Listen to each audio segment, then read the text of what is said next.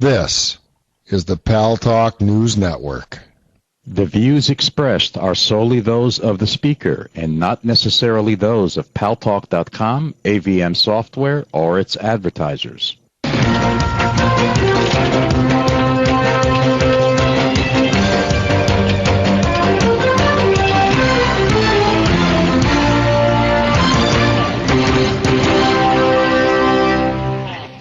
News Talk is online. News Talk Online is a production of paltalk.com, the largest multimedia interactive program on the internet with more than 4 million unique users on demand on iTunes and on YouTube and on my blog, GaryBaumgarten.com, where you can post your comments, whether you agree with yours truly or not.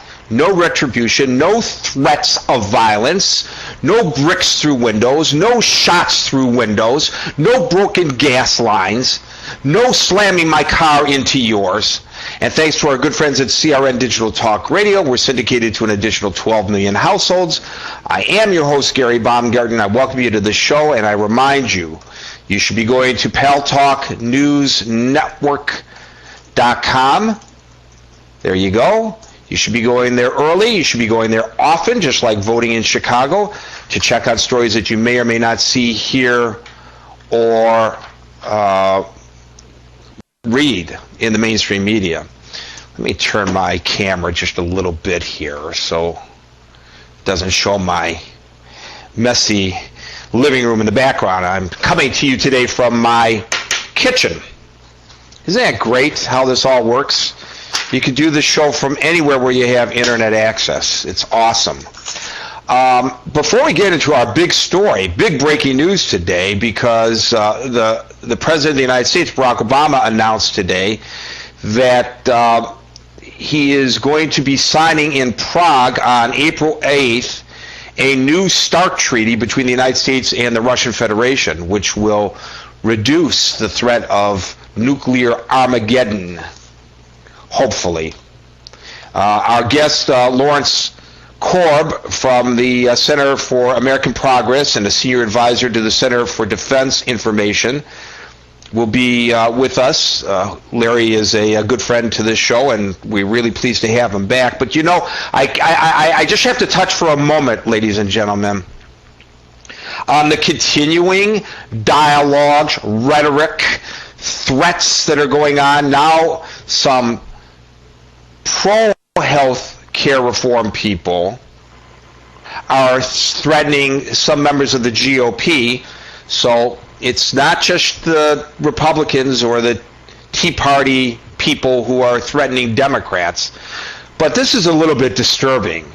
Yesterday in Nashville, Tennessee, a fellow was driving with his 10-year-old kid in the car with an Obama-Biden bumper sticker, and was the victim of road rage. The guy flipped him the New Jersey salute, you know, the bird as it is called elsewhere, and rammed into his car.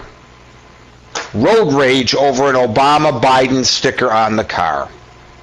Thank God nobody was injured. But are you kidding me? What is this country coming to? Thank goodness, Larry Korb, nobody in the United States is pointing during this moment of discontent nuclear weapons at one another, or we'd all be in trouble, wouldn't we? We sure would. If people had access to those and could, take that out on us, it'd all be over.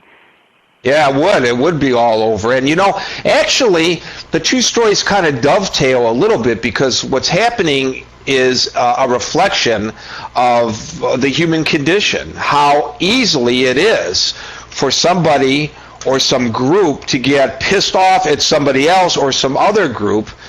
Maybe it's a nation, maybe it's just a group of people, and maybe try to bully the other. And if they do have nuclear weapons in their hands, I mean, this is no laughing matter. This is not just road rage where somebody's bumping into somebody else when we're looking at the global condition, is it?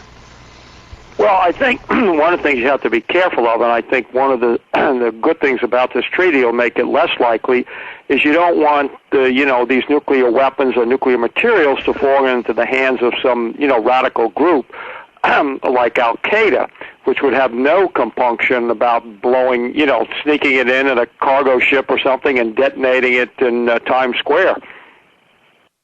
Oh my God, God forbid. But I mean, it is a scenario that is considered, unfortunately. In fact, here in New York City, they have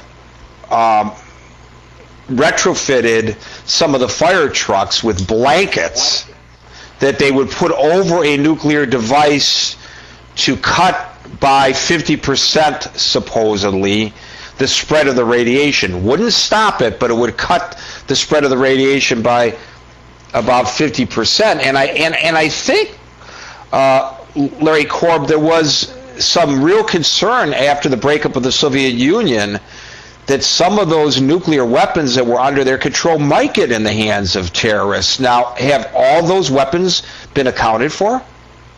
What's happened is after the end of the Cold War, you had a couple of very far-sighted senators. First, Senator Nunn from Georgia and Senator Lugar from Indiana passed what they call the Nunn-Lugar cooperative threat reduction, where we literally go in and buy this stuff up, and this has been followed on by, it's now, the Kerry Lugar. President Obama was part of that when he was in the Senate, and so you got two issues. One, you got the whole question of what they call loose nukes. The other is you wanted to ensure that a lot of the scientists in Russia who were working on these things, who now are out of a job, didn't go to some other country or other group to help them develop it. Exactly. Now, talking about the two biggest holders of nuclear weapons, the Russian Federation and the United States of America, between them, how many nuclear weapons do we have either pointing at one another or at least in our respective stockpiles? Well, if you look at the stockpiles, about 20,000 that we have now. Not all of them are on operational or on alert, but you have weapons that are in storage. So you got about 20,000 total. Wow, 20,000. So that's enough to kill each other over how many times? Well, each one of those bombs is more powerful than the ones that were dropped on Hiroshima and Nagasaki. So, you've got an awful lot of potential to destroy the world. And to the credit of both countries, since actually going back to the time of John Kennedy, people said, hey, this is getting out of hand, and you basically, had a moratorium on testing, and then under President Nixon, you had an agreement to limit the number of these, and then as under President Reagan, who I had the privilege of working for, we began to cut them, and then after the Cold War ended, we accelerated. At one time, you had, upwards of about 60,000 of those things on both sides. I think a lot of people don't understand, and what you just said, Larry Korb, speaks to this, that there is, thank goodness,